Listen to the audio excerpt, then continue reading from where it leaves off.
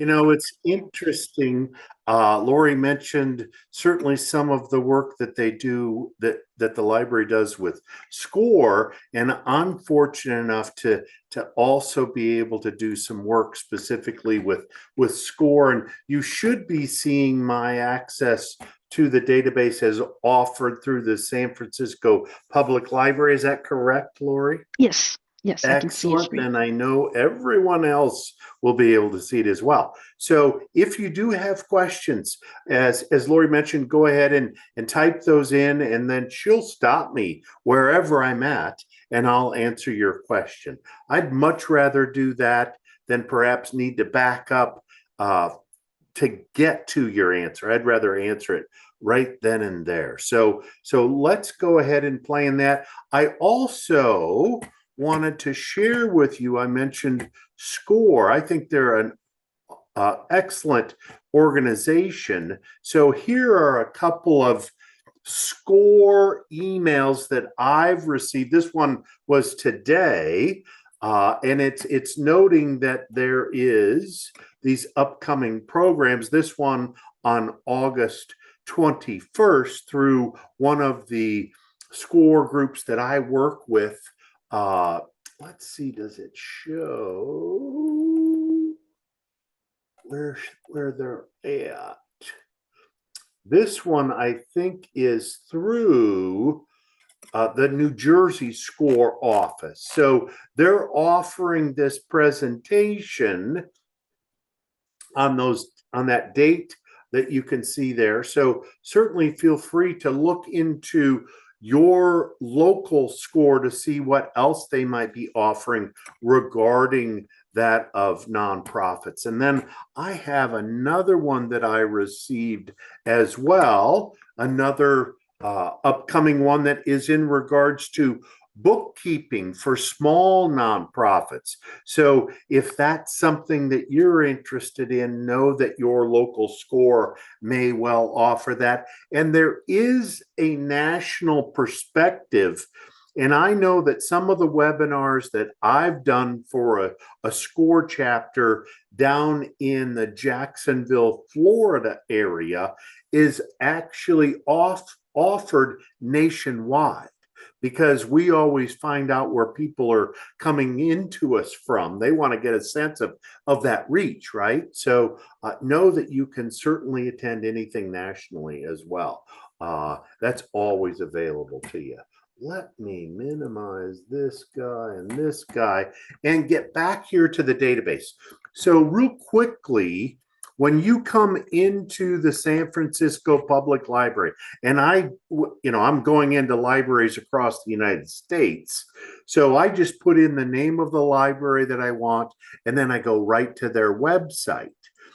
Once you're on the website, here I am at the San Francisco Public Library.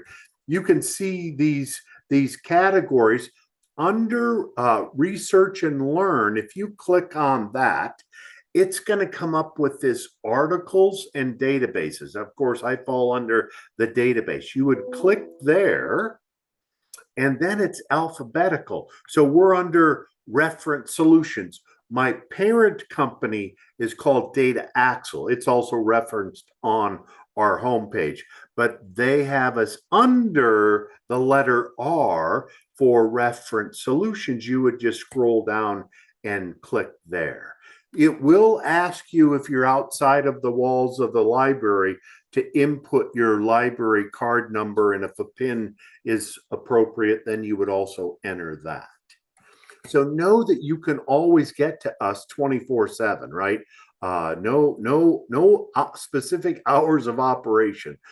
So here I am back at that home page, and you're in as soon as you see the San Francisco Public logo. If you didn't see that, then there's a question, right? And to reach us about any questions, whether it's access or understanding something about the database, we give you our 800 number and our email address right down there. Feel free to reach out to us. Of course, our hours of operation, and Lori's team would equally be well versed and be able to help you with any questions as well. So these are all of the database modules. I refer to these as modules, right? One is a business module, one is a historical, etc. So we do have different update schedules for these various modules. Since we're really going to cover 3 of them, those would be the 3 that I'll focus on. Certainly the US Business Database, which is updated monthly with our verification phone calls that we do to these businesses. So we'll call them once a year, verify information like who's that owner, manager, what lines of business are they in? You know, they'll have a primary line of business, and then they may have secondary and tertiary lines of business as well. So we'll capture all of that because that goes into some additional information that we need about that business. So we're updating these annually, but we're going through that update process throughout the calendar year, each and every year, right? So know that that's monthly. Then the other module that we're going to cover today would be our consumer lifestyles database. You can identify consumers that have a propensity to give, right? Specifically give to what organizations that I wouldn't have insight to. But I do know that they have a propensity to give to organizations. So they well may, and part of it is the way that you might market or present yourself, but they may well be interested in giving to your organization as well. And then really a third one are these people that are brand spanking new to your community. So we get that information and update that one weekly. Consumer Lifestyles is monthly as well.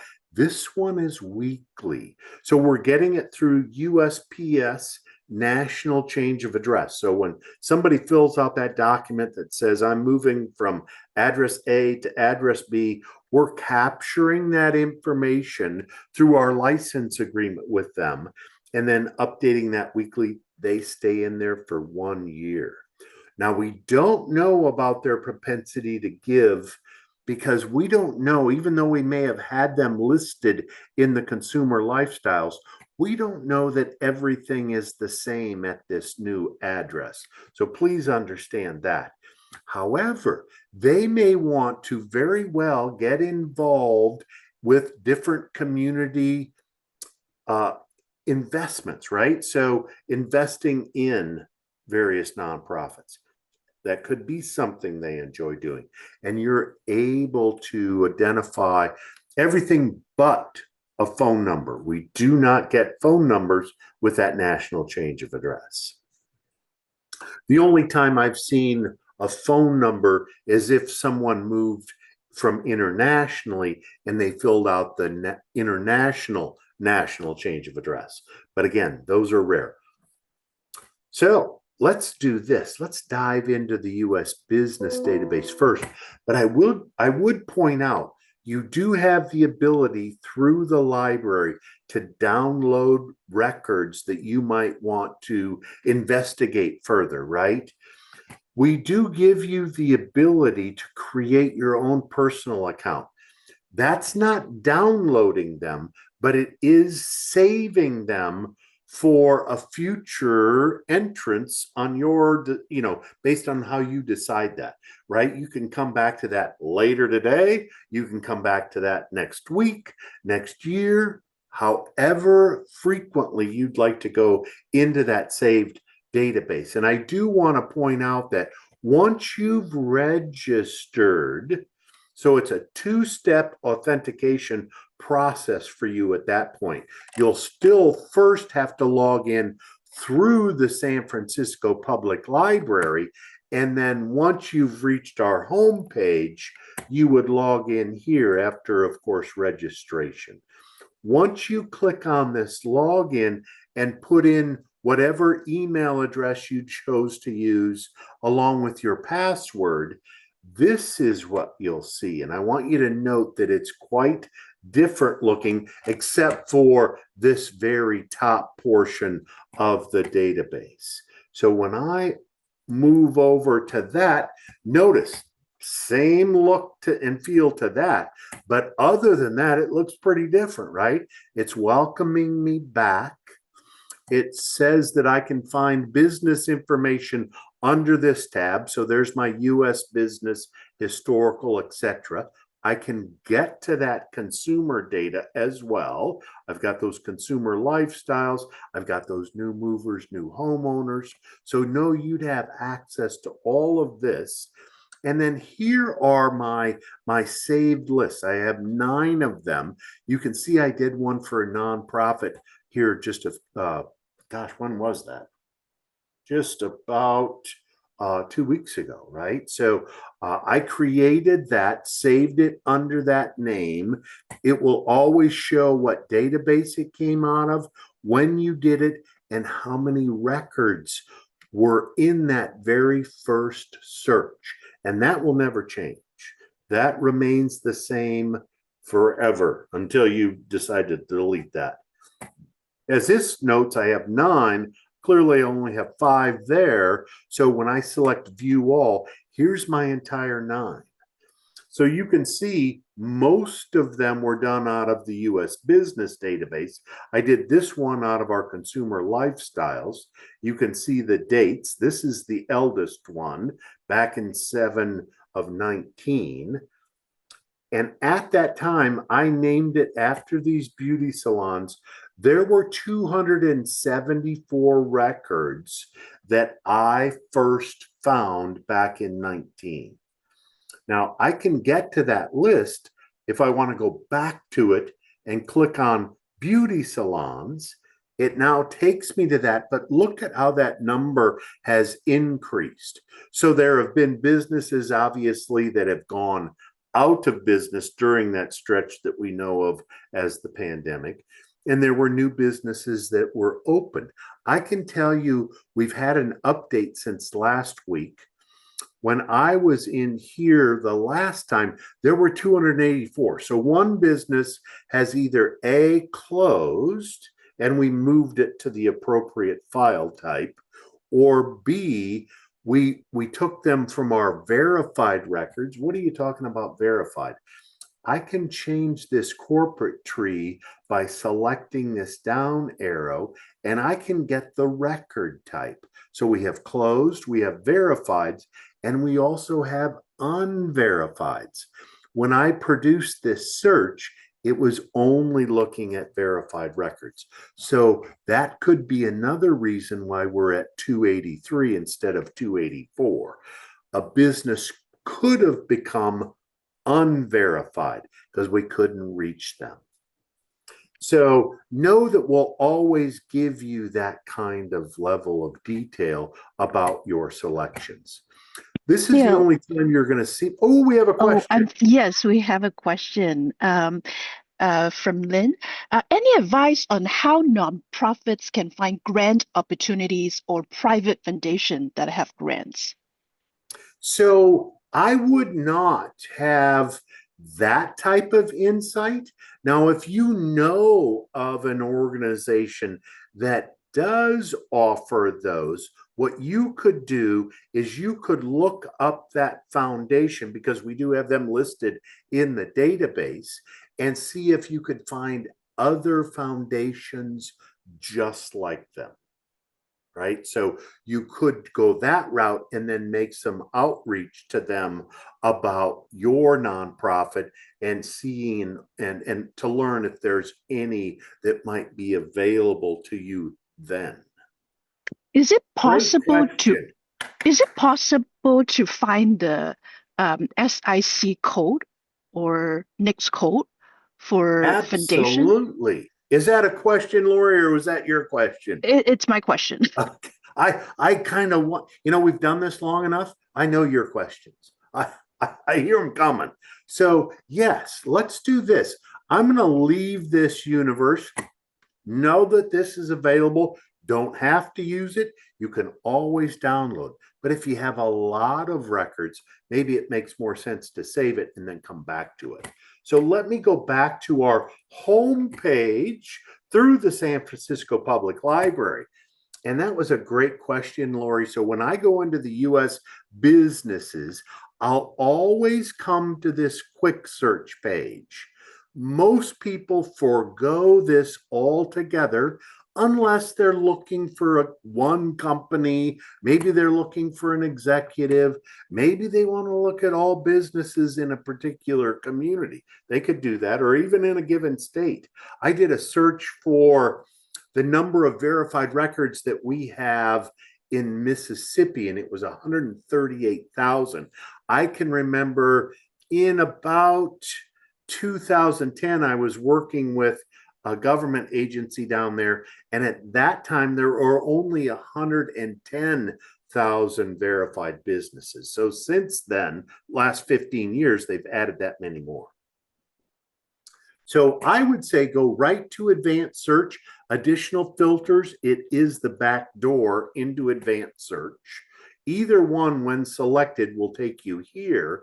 And to answer the question about those SIC codes or NAICS codes, and if you don't know what SIC represents, that's the Standard Industrial Classification Code. Our database was built on those. We started 53 years ago. Since we started, the NAICS codes have become a thing for the federal government, for all federal agencies except for the Bureau of Labor Department, right? So what we do is we have all of those codes embedded in each and every record. And of course, you can search by SIC codes. You can search by primary, in other words, what they do day in and day out. And the same thing is true with NAICS codes. I will tell you, I know the database pretty well. I would suggest search by those SIC codes. And if you're putting together a report that requires you to include a NAICS codes, we're going to have a NAICS code associated with each and every record as well. So seeing those codes, I have the SIC codes because that's what I'm looking at right now. I have the SIC codes all listed right here. And believe me, there are a lot of them. So we have them listed, but I would say you can always simply do a keyword search. If you just wanted companies that produce cotton, you could do that, right? All up to you. So let's do this. Let's go with, in fact, I had looked at this earlier, but it's not. I can even look up other nonprofits, right? As you saw with that search I'd done, I have an SIC code just for nonprofits. It's all nonprofits, right? So I can grab that. As you can see, you can scroll down through and maybe there's something else that you want to add to the mix. If you see something or like something else that's listed here, you could always include that as well. Just depends on how you want to do that. I'll just look at those nonprofits. And then what I could do is if I just wanted to look in San Francisco, I could do that. So let's go with San Francisco. Oh, there, I've done this before. How'd that sneak in there? So I'll say go. There's my options. I'll go with San Francisco. Now I can update my count real quick. I'm looking at all SIC codes. So there's a hint there for you. So I have 3,211 nonprofits. I could change this up to primary only. And now I'm down to that 724. So there's a lot of businesses that have nonprofit as a secondary or tertiary SIC code. I'm obviously telling the database that's all I want to look at. That's why that number was lowered so much. And again, if I wanted to look at nonprofits, let's go with, oh, I don't want foundation repairs though, do I? I'll just take out the repair part here. And I'm going to go back one more and select foundations. And I could do that locally. So there's foundations, charitable, and scholarship. Anything else under there? Let's see. Then the rest of it, scholarship programs. Then the rest of it looks like it goes towards regular construction. So if I want to add those charitable foundations, I could add that. And it could be nationwide if I wanted to. It could be all of California. Maybe that's what I'd like, to understand what's in the state. I could do it that way as well. Simply then go back to that city and state. And instead of looking for a city, you would just use this scroll bar. There's my California. I can click and add that. Remember, you can add as many states as you'd like. So if you wanted California and Oregon, you could do that. So now I have 20,000 that are primary. Let's look at this and take out these nonprofits and see how many of those are foundations. So 6,855. If that's the group you wanted to get to, by all means, you can do that. If you, or if maybe you say, you know what, I shouldn't be looking at Oregon. Did I add Oregon? I may not have. I think I skipped adding Oregon. Yeah, I left it just California. So these are just If Oregon were selected on there, let's do this real quick. I'll just scroll down here to Oregon. Here, edit. Now, I've got how many? 7,571. So if I've added something by mistake or changed my mind, it's okay. Just come right back down here, click on Oregon again, and it'll go away. So here's my list of all those across California. Some of them may be very specific to certain types of foundations. All depends on what you might want. But again, once you've opened, let's say that you opened up, I'll do the Rugby Foundation. That sounds painful. So if that were something you wanted to look at, here's that SIC code. Every record has it. Here's that NAICS code that they're under as their primary. So realize that that's the primary one that they're under.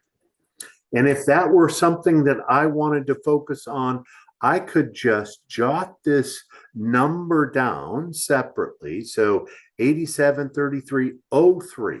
Let's go back to this. 873303. And I'm going to go back here. Is there another? And I'll do get rid of this. And I think that is for all of them. Let's see.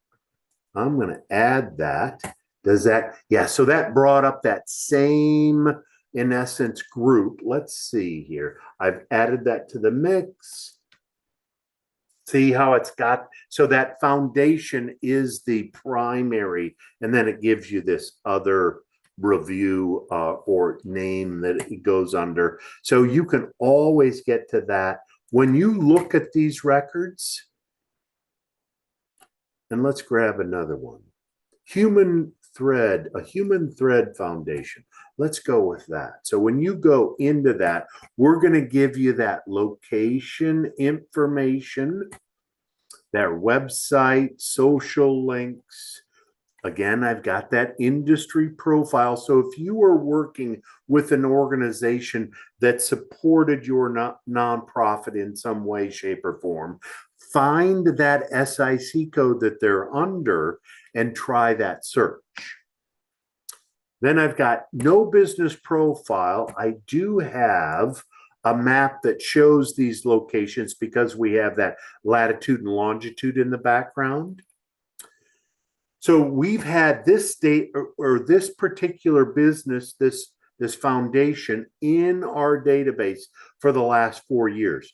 Now, when we contacted them the last time, they didn't give us an exact number of employees. So what we did was we looked at similar foundations and we put that range in there instead. Of course, they don't have any sales volume, right? They're in essence a foundation, not a retail business. So I can tell you that this particular record is very close to falling out of the verified records and into the unverifieds. Our process is call them every year. If we don't reach them on that first call, our system is set up to make another call back at another time of day, at a different time of day, and a different day of week. Our callers call Monday through Friday from 7 to 9 p.m. and on Saturday from 8 to 5. So if we're not able to reach them on the second call, the system will automatically project out again another phone call. We'll do that for 2 full years. So when we get to September here, right around the corner, we're going to be moving this record most likely from here into the unverified. So I have obviously company news. You can always review that. We get this through Bing and it's literally loaded on the fly. So whenever Bing finds information about, it could be about foundations in general, could be specifically about this foundation. Then I have some of those. Notice we don't have any of those expenditures in these cases. We have that previous year, and then we have any kind of UCC filings. You'll only see this on retail businesses. It's if they've taken out a loan. Then, of course, some nearby businesses based on where they're at. And then a list of competitors, right? So did I click that? Nope, I did not. Now I clicked it. So it will come up with others that I could go to, right? I can, if there were a foundation on here that I wanted to learn more about, maybe the Rose C. Stone Foundation, I could click on that and it will take me to that business record. So no, you can even move around in any record to get to other records that might apply to that same universe. So again, they're under that same SIC code for foundations, educational, philanthropy, and research, right? So all of that would be the same. Let me do this. I can always go back. So here's my original record. I can get back to the top of that. Now, I would point out, notice we have a corporate tree setting here. So there are others linked underneath here. When I see the up arrow like this, it's indicating that there's another organization above this. I can get to one record that way, or I can look at all of them using this corporate tree link. So let me click on that. And here's that corporate tree link. So all of them fall underneath that. So underneath thread, right? That's the primary. And then there are these 4 branches. So no, I can always get there as well. And I can get back to my original listings here. And if I want to download this information, just look down here at the bottom and it will tell you how many downloads you can do at a time. So it's 250 through the library. That would be 10 pages if you wanted everything on the page. If you chose to instead do some cherry picking, in other words, just take a few records off of each page, it is still page sensitive. So if I wanted every record, I could do 10 pages. If I want to cherry pick, it's still 10 pages, even though I may not be anywhere near that total of 250. So this is how that would work. Let's say I want those three. I want to go to the next page and I want these three. And I want to go to the next page and I want to get a few more. And then I can go to my download. I just have to remember to stop at that 10th page. Why did I open that up? I didn't want to do that. I wanted to go to my download. Thank you. There's my download. The first question I have to answer is what file format. If you intend on making mailers that you're going to send out, comma delimited is definitely the way to go. Mailing label friendly. Certainly is easy to read. It still drops it into a form of Excel. Summary is going to give you a lot of information, right? The name of that foundation, their address, phone number information. It'll also include information about who's heading that foundation. If that's information we have available, we'll include that. We'll include a list of employees that are not the employees themselves, but the number of employees that they have, etc. And then the last part of that is, do you want to download these records or do you want to email them? Maybe you want to email them to yourself and someone else that you're working with. You could do that too. So here's my Gmail. I can add that. I then add it to my list and I can keep adding as many of those as I'd like. And then it's a matter of the message. What's the message going to be about this? I'm just going to say test. And I'm going to send that through. So I'll get this message that it was sent. And then I can go over, I don't have that on my work computer, but I can tell you, I'm looking at my, let's go to primary here. Okay. Sure it didn't. So it's not into me just yet, but as soon as I'm going to leave my phone open, as soon as it comes in, I'll share that with you. So I'm going to go back to my listings. Now, if I want to get more records, I can go back. Remember what page you left off on. So I only did 3 pages. Let's pretend I did 10. What you do need to do is get rid of those check marks first. Easiest way to do that is revise search. We don't forget anything about how you built this unless you change it. So we'll always give you that information. And I think it's coming in.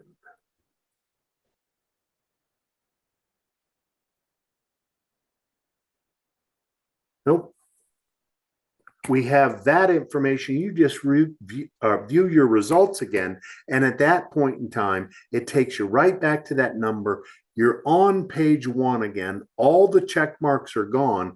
You just put in page 11 and enter, and you're ready to go with more. So you get to decide how you would want to do that. Questions, Lori? Any questions regarding that process? No, I don't see a question related to that, but I have a question from a participant that I can answer. I'm just going to put the answer in the chat so everybody can see. Yeah, it's about our contract with Foundation Directory Online, but you can continue. Oh, sure, sure. Understood. Yeah. So know that that is one approach. Obviously, you could always, if there's a company, maybe there's a retail company that is very supportive of your foundation, simply look that company up and find that SIC code that they're under, and then use that SIC code, find that SIC code that they're under for their primary, and then go back to that search page. So I'll have to revise my search and simply go to that keyword search, type in that SIC code just as I did here. Type that in, hit search. When you see it come up in your results, click on it. It will be added down here.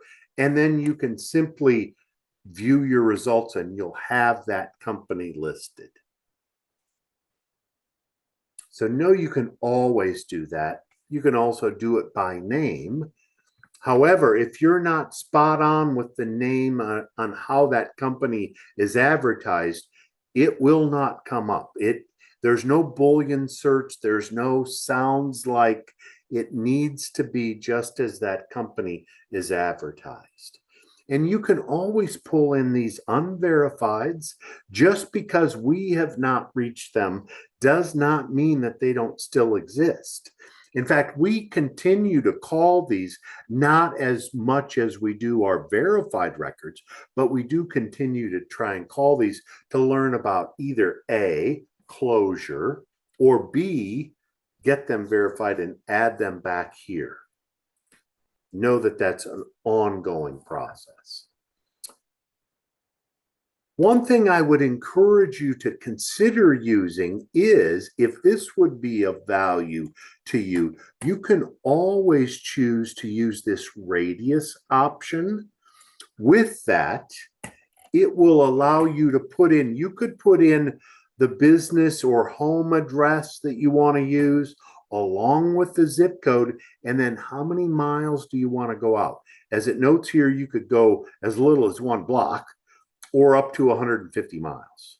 So you can put in whatever that number is, and then again, just do your update count or view your results. Sometimes people like to do update count because if they've used a radius that might be too restrictive, they might want to increase that radius. So if you update your count and find that number too low, then you can always go back, change that radius by coming down here and changing that number of miles, either closer or further out.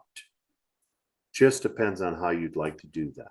Bill, I'm sorry to interrupt you. I have a question from the audience.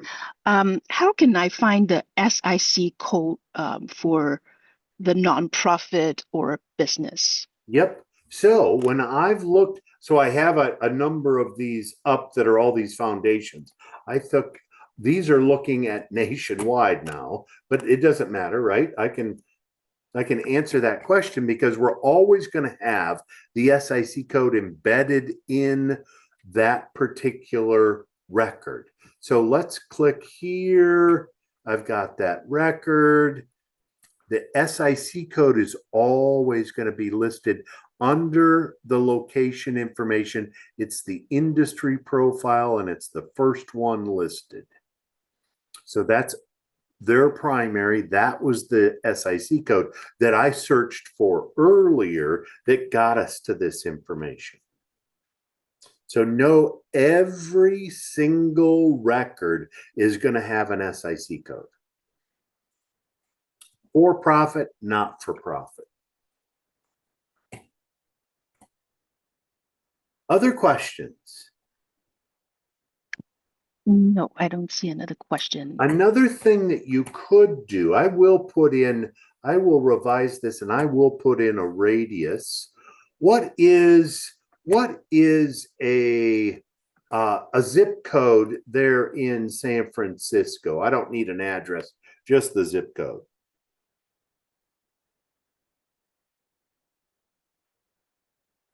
Lori, what would be a good? How about the library zip code? 94102. 94102. So there's my zip code. I'm not going to put in an address. I'm going to say, give me 10 miles, a 10-mile radius around that particular zip code. So the zip code centroid, the center of that zip code. So I'm going to do 10 miles out. I'm looking again at these foundations. How many do I have that might 1,700?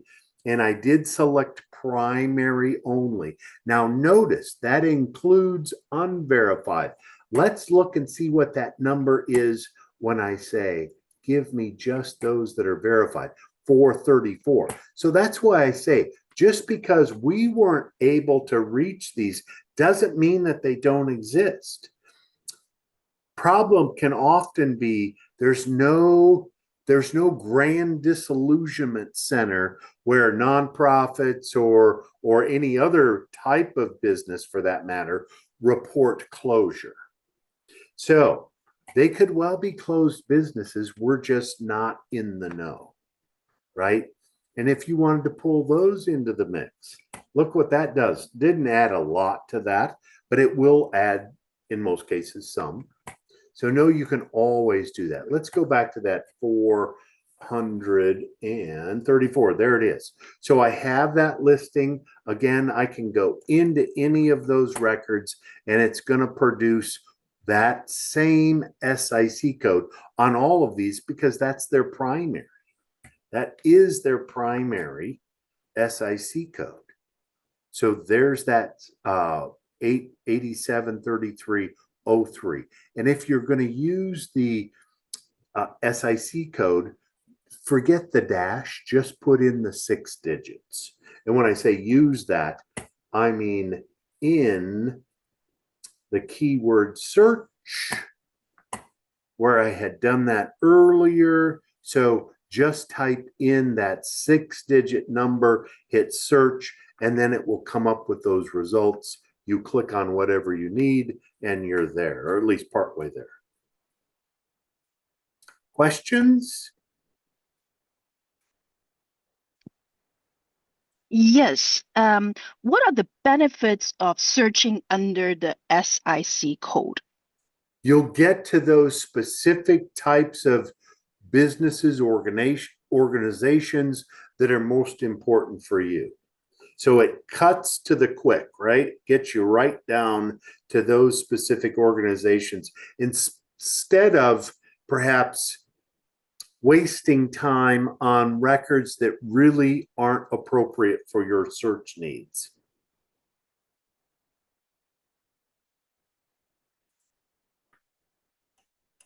Thank you. You bet. So know that you can always search that database in that fashion. And the nice thing is, although these filter titles might be different when we're talking about consumers, the geography is the geography. It's going to work the same way whether you're looking there in San Francisco, whether you're looking somewhere else in as my mother used to say, Timbuktu, right? It does not matter where you're looking. It all works the same way. Filter titles might be a little different when I'm on the consumer lifestyles database. So I'm going to switch gears here and select reference solutions. Going to bring me right back to the home page. I'm going to go into the consumer lifestyle. So again, remember, we're getting this information from surveys that people have completed, purchases that they've done, and it's the credit card processor, not the credit card company. No, we don't have any data in regards to, dollars spent or items, dollars spent or the card number that they use to get those items. We don't have that kind of insight. We do have that insight in terms of this is what they're using that card on, those filters. So I'm going to open up consumer lifestyles and I'm going to go right to advanced search. And literally, this is coming from hundreds of sources. Subscriptions people have joined, right? I used to not be in this database, and my dog gave me away. So I'm on advanced search. It always goes to the default of all per household. Oftentimes, people want to see the head of household. So one name, one address. So I can change that up to per household. And then I have these lifestyle categories. These are all of them. As you'll notice, there's a scoring system of 0 through 9. If someone falls into the 0 category, because that's not a category they have any interest in, there's no survey that can point to that. There's no credit card processing of a charge against that kind of that type of category, or a membership that they. So I showed up as a dog lover specifically because of my membership that I had through Petco and my PALS membership discount program, right? So between my card that I use to make my purchases for the dog food and that card that I always would wave against their wand, they knew I was a dog lover. So anytime I would look at my area here in Omaha, I would show up as a dog lover until Wyatt passed away. And then, of course, I didn't have another dog and haven't gotten another one because I travel so much. One day I'll have another. And I would only show up if I were active enough, meaning 6, as it mentions here, or higher, or 6 to 9. So we won't show anybody that's a 0, their record, I should say. We won't show their record if they're a 0, 1, 2, 3, 4, or 5. Only those that are 6 through 9. And Lori, there is a new feature that's coming that I believe we're going to have it at the beginning of this last quarter. And it will allow you to search by the number you'd like, or numbers that you'd like to see. So that is a new filter that's coming. Good to know. Thank you. On another filter, and you can do this both on the business side as well as on the consumer lifestyles and or even the new movers, and it's this mailing address.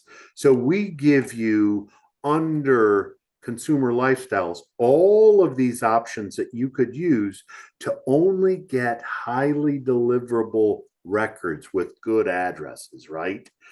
Just because somebody has an address doesn't mean that they retrieve their mail as they should, right? As the USPS expects them to, like clean your mailbox out, right?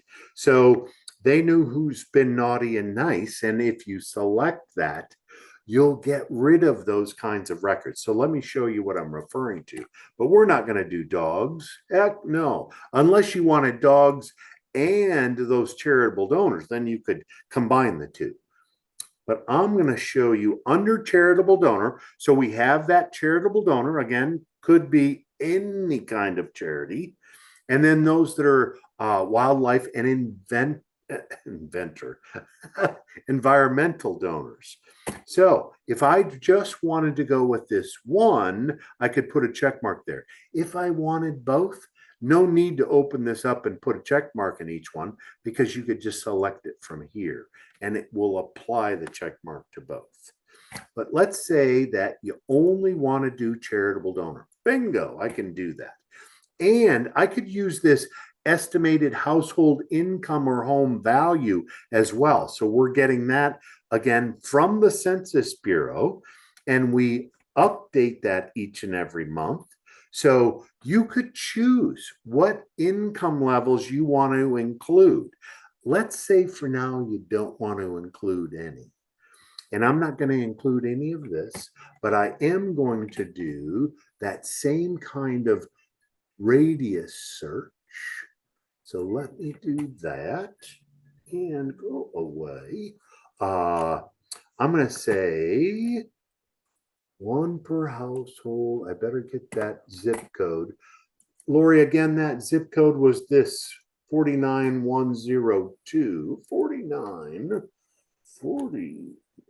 94 102. And I've said 10 miles, so we'll leave it at that. Maybe I want to make it 11. We'll do 11 miles. So I'm going to leave this off and leave this off for this very moment, I do have one per household, and I'm looking at charitable donors. They're going to be in that 6 to 9 range. So how many do I have? In that 10 miles, I have 187,000 records because I only did one per in that zip code against 11 miles. Now, let's say I want to include only records with a highly deliverable address. What's that going to reduce that number to? 185,000. So we've just taken out almost a couple more thousand that we now don't have to pay or waste postage on to send out our mailing, right? If that's what we intend on doing. Now, I'm going to leave this off for this moment because I want to show you these records, and I'm going to chart this information. This might be very valuable. So let me grab those records. Come on in, records. Don't be shy. Let me do this. I'm going to chart this. Look how many of them don't have phone numbers. And that's the world we live in, right? I mean, not as many landlines, etc. So there's my 146,000. Now, I'm looking at home value. Let's say I want to change this up to home income, and it lists that zip code that I'm looking at, that radius of 11 miles. I want to look at that income. Maybe that's more important to me. So I can decide, I can get this broken down. I've got my 185,602 listed there. I can make up my mind about which of these categories, and it gives you that percentage amount that I want to maybe really focus on. And look at how large this other is, right, at 33%. All of this information can be printed or it can be made part of a PowerPoint. I could do it against the zip codes in that area because I went 11 miles, right? So it's going to be a few zip codes anyway. So I can always do that. Let's do this though. I mentioned this income. I'm going to grab a couple of income ranges. So let's go back to our results. There's my results page. Maybe I'm not ready to do any type of marketing to 11,000 or 185,000 plus. So I can use that income to help filter this universe a bit. And I didn't I save that? Oh, it went away because, so I didn't have anything filled in. So let me go here. Let me get these two incomes. Now, what do I have left? So now I have 48,000. So if that's still too many, I can change this. I can go from that 11 miles. Let's just go to 6. What is that going to do to that particular number? So it dropped it down to 28. So you can see how you can alter this size. I don't know if, let's say we want to exclude apartments without apartment numbers. I bet there've got to be apartments in that area. So what is that going to do to that total? Not much. So I have record numbers for all of those. So in this case, again, if that mileage is too much, or if I'd like to shorten that up to 3, I can certainly do that. And now I'm at a more manageable number. Or I just take out one of these ranges, right? I'm just going to leave that 300,000. Now what am I at? I'm at 13,000. So you can see how you can make that more manageable. Here's Bill, the information. Oh, we have a question. and yes, we have a question. How to use this tool to find net worth of donors on my donor list? Just as so that's what this isn't going to be net worth.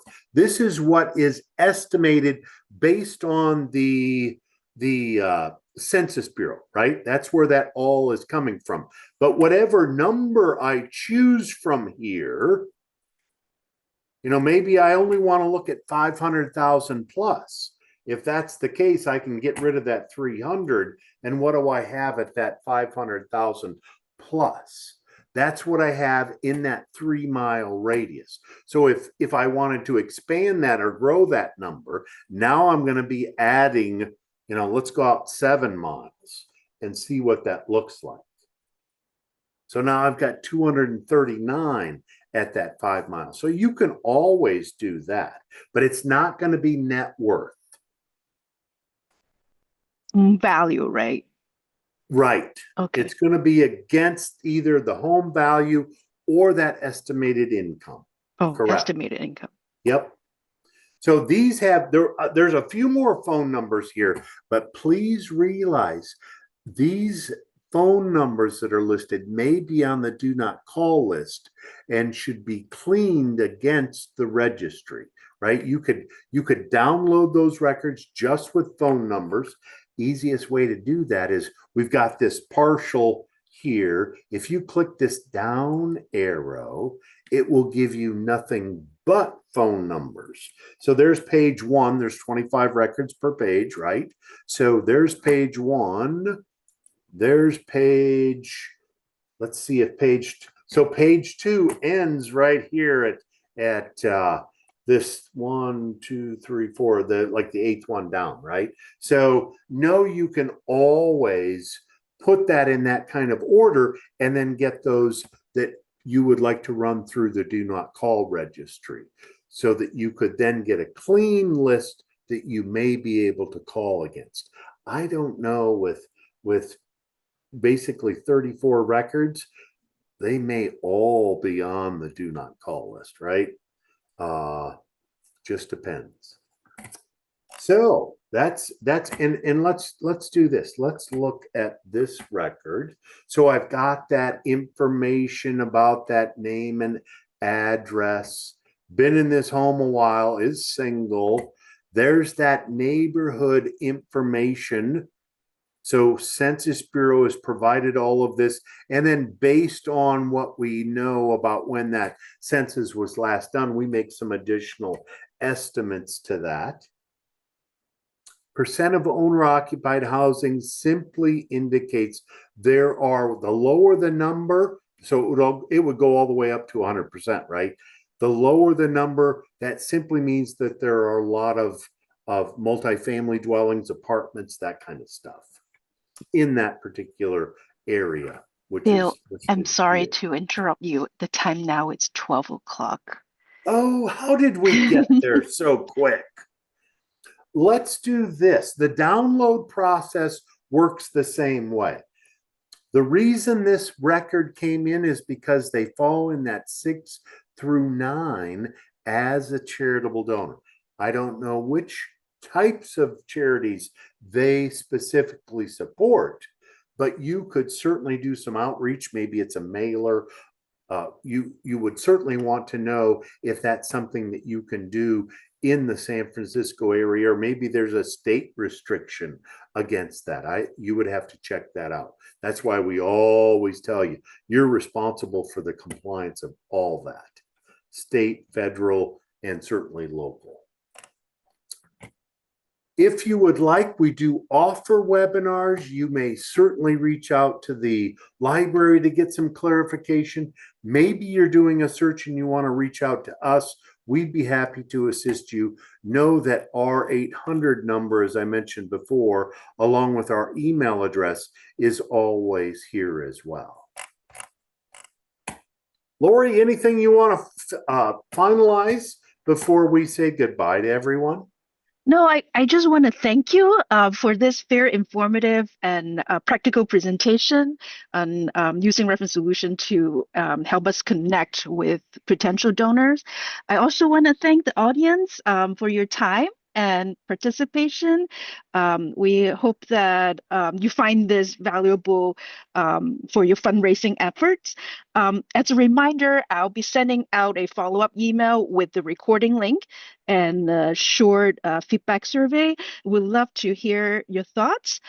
Take care, everyone. We hope to see you at another library event soon. Have a great rest of your day. Thank you.